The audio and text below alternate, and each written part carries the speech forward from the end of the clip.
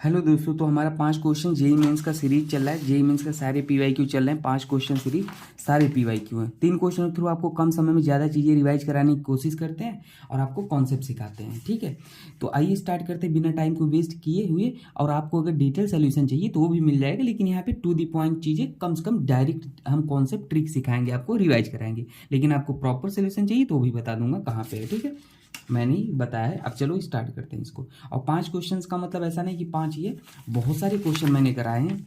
वहाँ पे प्लेलिस्ट ही है, ठीक है, IITian थिंकिंग चैनल पे, वहाँ पे सारा सब कुछ है।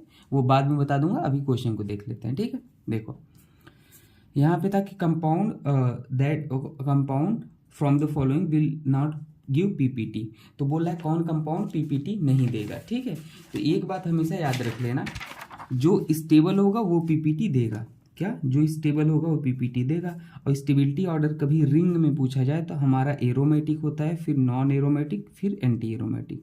और aromatic, non aromatic, anti aromatic का ट्रिक ही बताया। अगर पाई इलेक्ट्रॉन डिवाइड कर दो 4 से, कंप्लीटली डिवाइड नहीं होता है तो एरोमेटिक, हो जाता है तो एंटी एरोमेटिक, और एक भी sp3 कार्बन दिख जाए तो वो नॉन एरोमेटिक। बस यही ट्रिक था, डिटेल में है IITian थिंकिंग चैनल पे।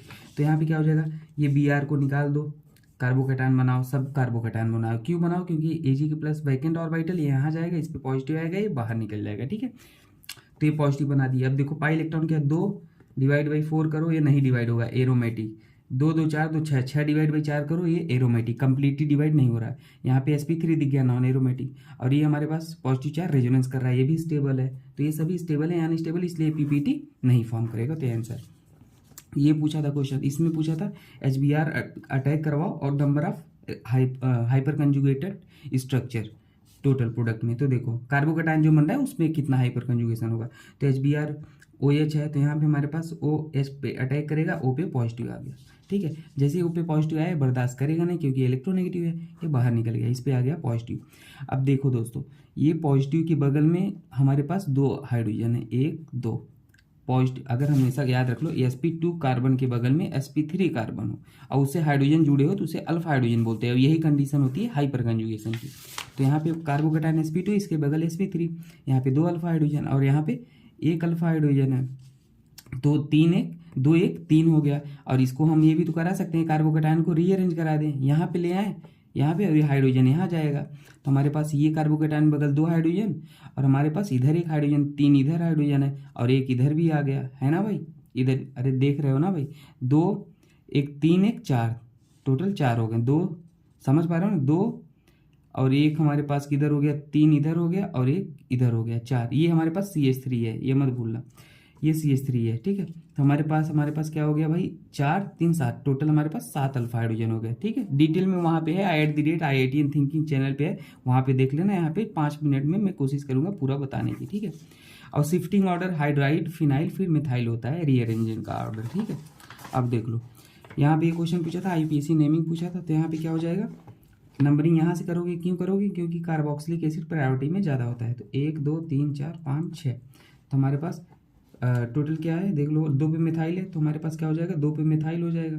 और हो गया है हमारे पास 5 पे ऑक्सो है, तो 5 ऑक्सो हेक्स। पैरेंट चेन में कितने कार्बन है, हेक्स 1 1 पे हमारे क्या है, ओइक एसिड। और एक चीज़ और याद रख लेना, यहाँ पे 2 पे मिथाइल भी लगा है तो इसे मत भूलना, 2 मिथाइल। ठीक है ना, 2 methyl 5 oxo hex 1 oic acid. ठीक है, ध्यान देना। यहाँ पे क्या हो जाएगा भाई, यहाँ पे अगर आप लिखोगे तो हमारे पास स्ट्रॉन्गेस्ट एसिड पूछा था। तो कॉन्सेप्ट ऑफ एसिड ये कहता है कि आप एसिड में से H+ निकाल दो और जो कार्बन आयन बनेगा हमारे पास वो अगर स्टेबल है तो ज़्यादा स्ट्रॉन्ग एसिड। तो NO2 -I माइनस हम लगाता है और यहाँ से H+ निकाल लिए, कार्बन आयन बन गया। ये ज़्यादा स्टेबलाइज करेगा इसे, ये भी स्टेबलाइज करेगा इसे। ठीक है ना, -I के द्वारा, मेटा पे मेसोमेरिक रेजोनेंस नहीं होता है, तो सब ज़्यादा स्ट्रॉन्ग एसिड ये हो जाएगा, बाकी में ऐसा नहीं है। इसमें पूछा था बताओ भाई कि plane of symmetry optical active है कि इनएक्टिव है, कौन सा है। तो भाई देखो, इसमें अगर देखोगे, मैं अलग से बना देता हूँ आपको समझाने में ध्यान देना। ठीक है, ये PH है और हमारे पास ये क्या है, COH है, ये H है। ठीक है, ये H है, ऐसे बना लो। तो ये बॉन्ड लाइन में हो तो वो एक ही इस प्लेन में होता है, तो इसे कट करो। यहाँ पे देखो, ये पार्ट मिरर इमेज है, ये भी इधर का इधर मिरर इमेज, लेकिन यहाँ पे वेज डैश पे है, तो इसको ऐसे कट करोगे तो ये COH है, AH है, मिरर इमेज नहीं है, तो इसमें प्लेन ऑफ सिमेट्री अब क्या है, अब्सेंट है। और ये ऑप्टिकल हमारे पास क्या है, ऑप्टिकल एक्टिव है। ठीक है, याद रखना। ऐसे ही यहाँ पे देखो, इसे कट करो ऐसे, ये मिरर इधर कुछ आ रहा है, इधर कुछ आ रहा है, तो ये ऑप्टिकल एक्टिव है। Plane of symmetry optical active किसे बोलते हैं, जहाँ पे प्लेन ऑफ सिमेट्री एब्सेंट हो, सेंटर ऑफ सिमेट्री एब्सेंट हो। यहाँ पे प्लेन ऑफ सिमेट्री है, देखो ऊपर का पार्ट नीचे का पार्ट मिरर इमेज है, तो ऑप्टिकल इनएक्टिव। ये प्लेन ऑफ सिमेट्री है, इधर का पार्ट बिल्कुल मिरर इमेज है। इसमें भी प्लेन ऑफ सिमेट्री, इधर का पार्ट मिरर इमेज है, तो ये भी ऑप्टिकल इनएक्टिव है। केवल ऑप्टिकल एक्टिव ये वाले हैं। ठीक है, ये याद रख लेना, बाकी वहाँ डिटेल में आप देख लेना। ठीक है, thank you. Among the following the total number of Meta directing group. तो मेटा डायरेक्टिंग ग्रुप क्या होता है पता, आपको समझा देता हूँ। मान लो आपके पास एक बेंजीन रिंग है, ठीक है। अगर यहाँ पे हमारे पास इलेक्ट्रॉन विड्रॉइंग ग्रुप है, इलेक्ट्रॉन विड्रॉइंग जैसे जो -I -M लगाते हैं, तो हमेशा आने वाले इलेक्ट्रोफाइल को कहाँ पे जोड़ते हैं, मेटा पे जोड़ते हैं, इस पोजीशन पे जोड़ते हैं। अगर इलेक्ट्रॉन डोनेटिंग ग्रुप होता है, यहाँ पे इलेक्ट्रॉन डोनेटिंग ग्रुप होता है वहाँ पे, तो आर्थो और पैरा पे जोड़ते हैं इलेक्ट्रोफाइल को, यही कॉन्सेप्ट होता है।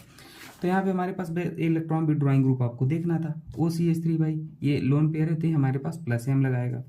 ये हमारे पास मेटा डायरेक्ट नहीं होगा, ऑर्थो डायरेक्ट होगा। ये -I और -M भाई इलेक्ट्रॉन विड्रॉइंग ग्रुप है, ये मेटा डायरेक्ट करेगा। ये भी इलेक्ट्रॉन विड्रॉइंग है, मेटा डायरेक्टिंग है।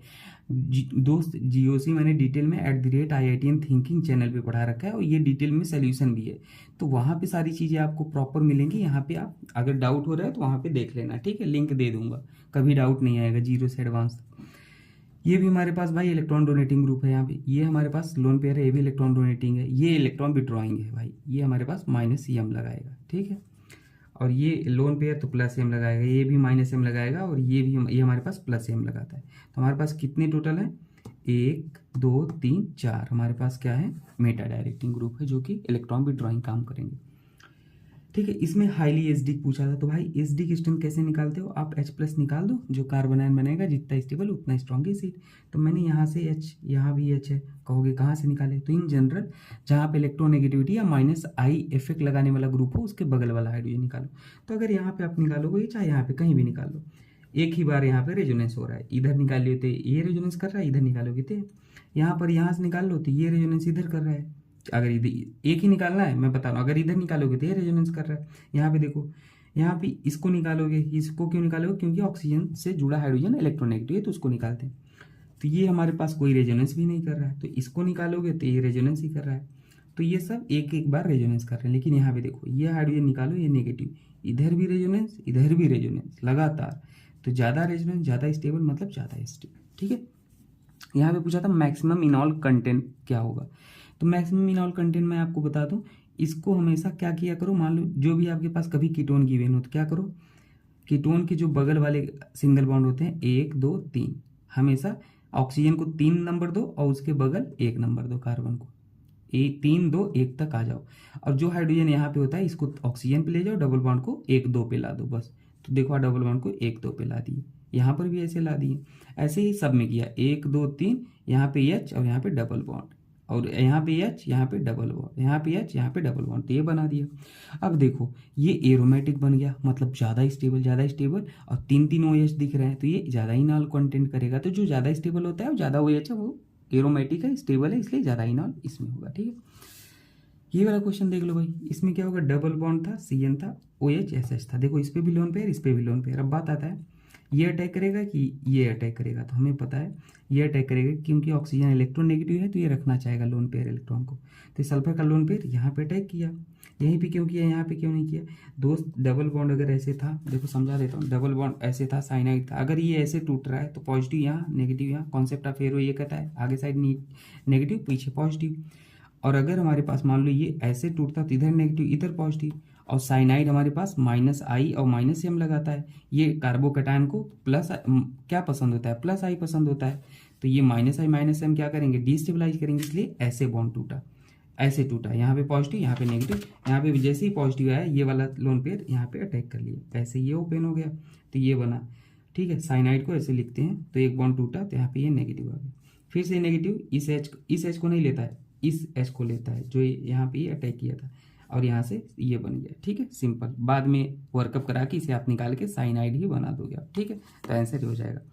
5वां पूछा था ये, JEI एसिडिक ऑर्डर, भाई वही सिंपल कॉन्सेप्ट है, एच को निकाला कार्बन आयन बना। कहाँ ज़्यादा स्टेबल है कार्बन आयन, ये देखो यहाँ पे माइनस आई लग रहा है क्योंकि बगल में है, माइनस आई डिस्टेंस डिपेंडेंट होता है इंडक्टिव, तो ये ज़्यादा लगाएगा तो ज़्यादा स्टिक, फिर बी वाला फ्लोरीन का माइनस आई ज़्यादा होता है और ये प्लस आई लगा था तो ये फिर ये ठीक है। बाकी आई थिंकिंग चैनल पे देख लेना। Thank you.